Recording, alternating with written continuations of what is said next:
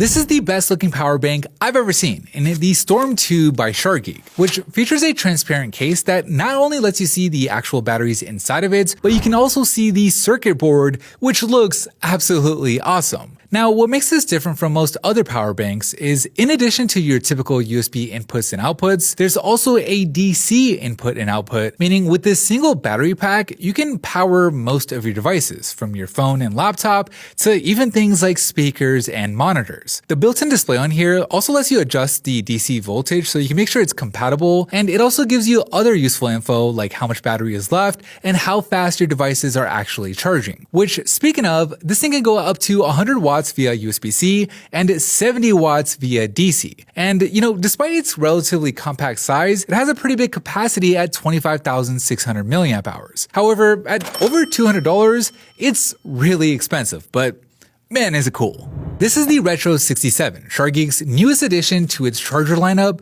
that look like old school Macintoshes. What's new with the 67, outside of the fact that it's significantly bigger, is it now has a functioning display. Not only capable of showing you this cool little matrix animation, but it also tells you how fast your devices are charging. Up top, there are now 3 USB ports instead of just 1, so you can charge your Apple Watch, your iPhone, and your MacBook all at the same time. Now, if you want the absolute fastest charging speed from it, you'll want to use just one port, which lets you charge at up to 67 watts, but keep in mind, when you do charge more than one device, the output gets split across the ports, with the fastest port getting limited to 45 watts, which honestly is still pretty fast. Now, in terms of the downsides, the display on here isn't the brightest, and because the pins are at the bottom, when you plug this into the wall, it ends up facing upwards, which kind of defeats the purpose of having the screen. But for tabletop outlets, and for just looking cool in your travel bag, I really like it.